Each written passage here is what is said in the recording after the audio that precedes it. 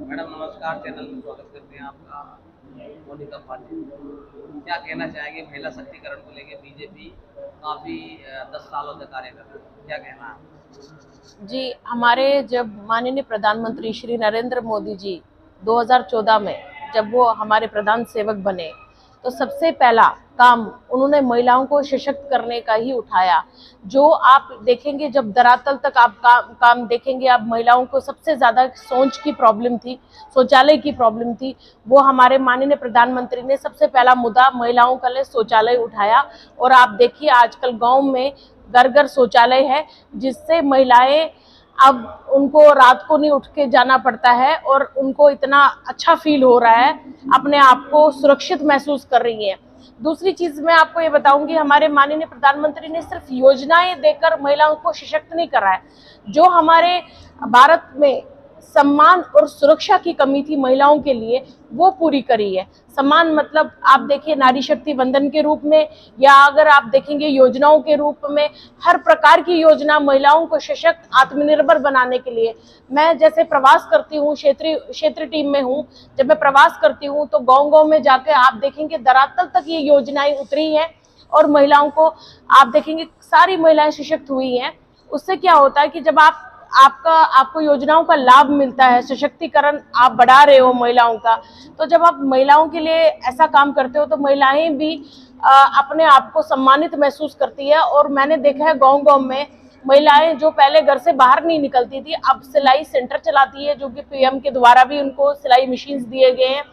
वो छोटे छोटे कारोबार करने लगी है, अपने स्टार्टअप क्योंकि आपको पता है स्वनिधि की योजना के तहत उनको लोन भी प्राप्त हो रहे हैं, तो स्टार्टअप कर लिया छोटे छोटे। आप ये देखेंगे बेटी बचाओ बेटी पढ़ाओ के जब हमारा योजना चली तो बेटियां पढ़ने लगी, और जब बेटियां पढ़ती है तो आप मैं बताऊं, आपके पूरे परिवार में जब एक महिला सशक्त होती है, एक बेटी पढ़ी लिखी होती है, तो पूरा परिवार आपका सशक्त होता है। क्योंकि जो महिला अपने परिवार में सोच डाल सकती है, वो शायद पुरुष प्रधान समाज नहीं डाल सकता। क्योंकि महिलाएं एक आपके लिए, पूरे परिवार के लिए एक स्तंभ होती है। जैसा कि हमारे माननीय प्रधानमंत्री का कहना है, जैसे आप देखेंगे हमारे माननीय जो हमारे पूरा फाइनेंस हमारी महिलाओं का देख रही है, वो निर्मला सीतारमण जी है। तो आप देखिए मोदी जी ने उनके ऊपर कितना भरोसा दिलाया है, क्योंकि वो इतना अच्छा फाइनेंस देख रही है। या हमारे बीच में हमारे सुषमा स्वराज जी जैसी महिला रहे हैं, जो हम सबके लिए प्रेरणा स्रोत रही है। उसके बाद भी मोदी जी अभी जैसे मंत्रालय में आप देखेंगे, उत्तर प्रदेश में योगी जी ने महिलाओं को बहुत आगे बढ़ाया। हमारे प्रधानमंत्री ने महिलाओं को मंत्रालय में जगह दी, केंद्र में जगह दी। जहां पर कहीं केंद्र पे आपको एक महिला दिखती थी, आज आपको कई महिलाएं दिखती, और महिलाएं बोलती हुई दिख रही है। हमारी स्मृति ईरानी जी जब बोलती है तो पूरे सदन में गूंज उठती है। तो ऐसी सशक्तिकरण को हमारे माननीय प्रधानमंत्री ने बहुत बढ़ावा दिया है। अगर आप देखेंगे धरातल तक, जैसे मैं एक कार्यकर्ता, मैं कश्मीरी पंडित हूँ और मैं विस्थापित कश्मीरी पंडित हूँ। जब 32 साल पहले यहाँ आई थी, उसके बाद भी आज भी माननीय प्रधानमंत्री के लिए धरातल तक काम कर रही हूँ। क्योंकि मुझे पता है उस कश्मीर, जिस कश्मीर में आज से पहले आतंकवाद था, उस कश्मीर को इन 10 सालों में कितना बदला है माननीय प्रधानमंत्री। वहां की महिलाओं के लिए कितनी सुरक्षा, आप सम्मान दिलाया है माननीय प्रधानमंत्री में। आप ये सोचिए, जहां उस कश्मीर में पत्थरबाज थे या अलगाववादियों के द्वारा आतंक हो रहा था, उस कश्मीर में इस बार G20 हुआ और उसमें कई महिलाओं ने अपनी सहभागिता निभाई। और हमारे भाजपा कार्यकर्ताओं में भी कई महिलाएं, मुसलमान बहनें हैं हमारे साथ, जो हमारे भाजपा में भी जुड़ी हुई हैं। तो आप देख सकते हैं कि कश्मीर की स्थिति 2014 से पहले कैसी थी और कश्मीर की स्थिति आज कैसी है। अच्छा, महिला जो आप कह रहे हैं सशक्तिकरण हुआ है कश्मीर में, अभी उनको हटा दिया गया था, क्या वहाँ पे लोग बसना शुरू हो गए हैं? जो पंडित लोग भी वहाँ से आए थे, दोबारा वहाँ स्थापित हो, मतलब वहाँ बस रहे हैं क्या? हाँ, बिल्कुल होगा। देखिए, आप 32 साल का आतंकवाद एक मिनट में कोई खत्म नहीं कर सकता। माननीय प्रधानमंत्री कोशिश लगातार कर रहे हैं। उन्होंने जैसे धारा 370 को हटा के, पहले तो पहला कदम जो मेन कदम था, आप ये सोचिए, पहला न्याय कश्मीरी पंडितों का उन्होंने वहीं दिला दिया जब धारा 370 हटी। तो वहां से शुरू हुआ डेवलपमेंट होना कश्मीर के लिए, और कश्मीर में धीरे धीरे जब डेवलपमेंट होगी और अब भाजपा सरकार आएगी तो आप ये देखोगे कि बहुत जल्द में जो आपको पहला कश्मीर के स्वर्ग कहते थे वही कश्मीर आपको दोबारा दिखेगा। लेकिन चुनाव नहीं हो पा रहा वहाँ पे, क्या कारण? देखिए वहाँ लोकल बॉडीज ये कभी नहीं चाहेंगी।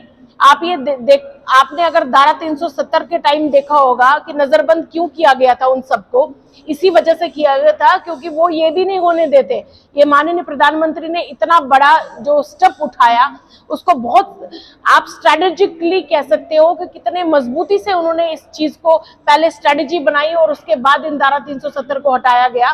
तो आतंकवाद वो लोकल बॉडी कभी नहीं चाहेगी कि भाजपा की सरकार आए, क्योंकि उसका आतंकवाद खत्म आएंगे।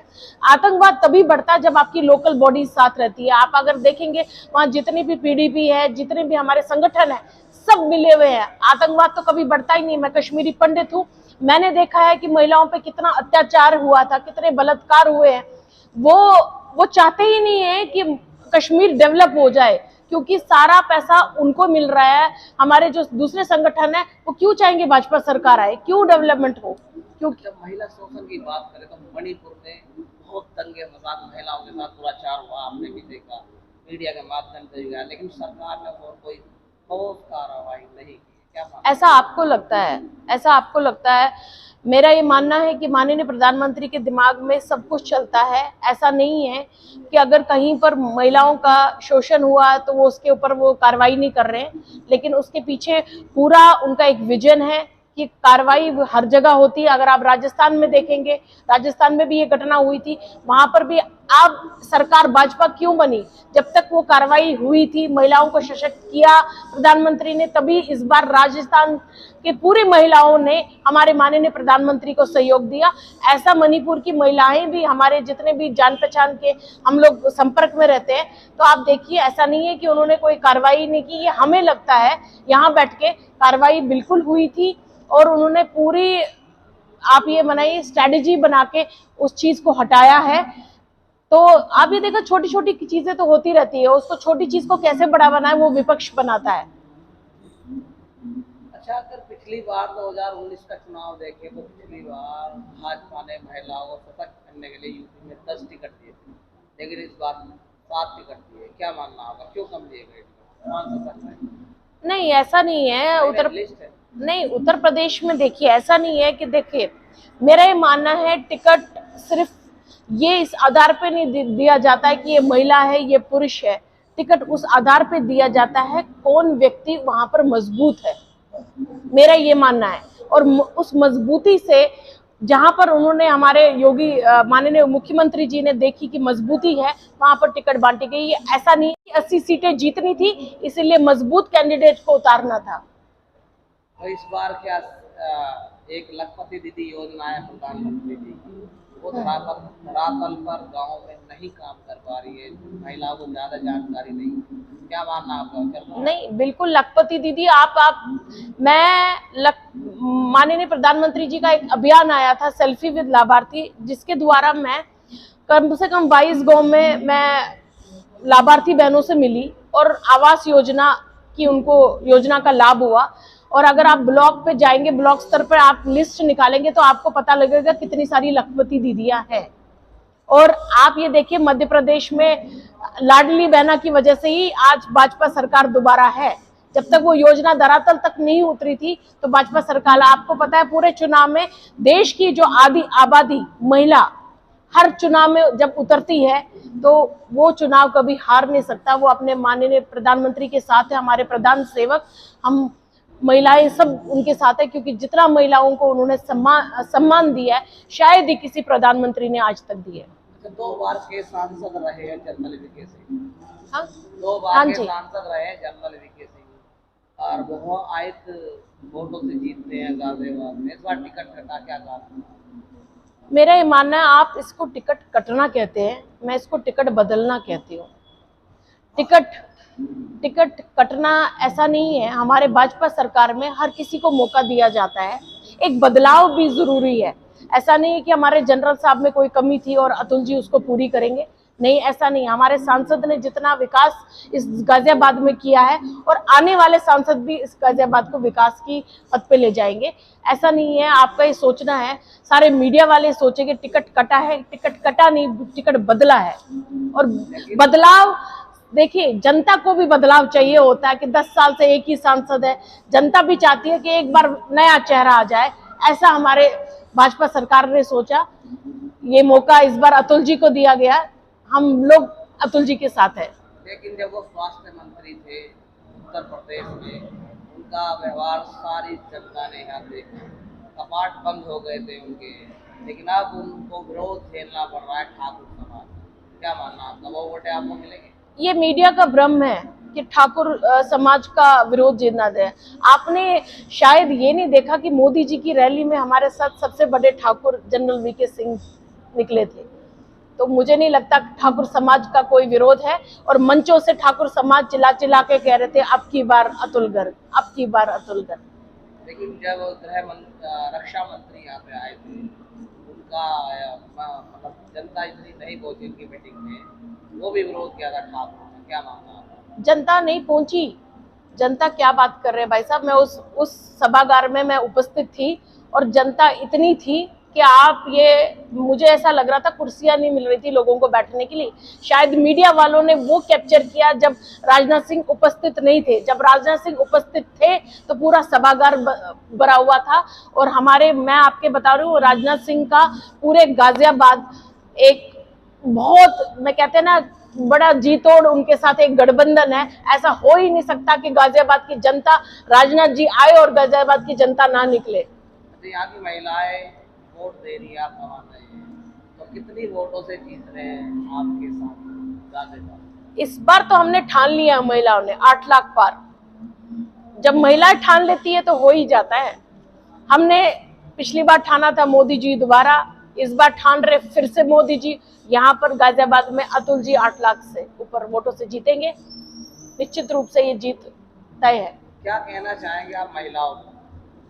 बस मैं इतना चाहूंगी कि मैं अपनी महिलाओं, जो हमारी मातृशक्ति है, मैं उनको ये संदेश देना चाहूंगी कि छोटी छोटी चीजों पे ध्यान न देकर आप ये देखिए कि राष्ट्र में कितना काम हो रहा है। भारत एक विकसित रूप में बदल रहा है, विकसित भारत के रूप में बदल रहा है। ऐसा हमारे माननीय प्रधानमंत्री श्री नरेंद्र मोदी जी का संकल्प नहीं, ये हर महिला का संकल्प होना। अगर एक महिला ठानेगी तो विकसित भारत को विकसित भारत के रूप में लाने में ज्यादा देर नहीं लगेगी। हमें 2047 तक वेट नहीं करना पड़ेगा। क्या अपील करना चाहेंगे 26 तारीख को लेकर? जी हाँ, मैं सभी मातृशक्ति, सभी अपने भाई बहनों से कहूंगी कि अपना मतदान जरूर करें। आपके 2014 का एक वोट हमारे माननीय प्रधानमंत्री को हमारे बीच में लाइए और अपने वोट का आप अपना राइट पहचानिए कि एक वोट से क्या हो सकता है, क्या बदलाव आ सकता है। तो अपना मतदान जरूर करें। और गाजियाबाद में जितने भी निवासी हैं उन सबसे आग्रह करती हूँ कि आने वाली 26 तारीख को हमारे आदरणीय सांसद प्रत्याशी श्री अतुल गर्ग जी को वोट डालें।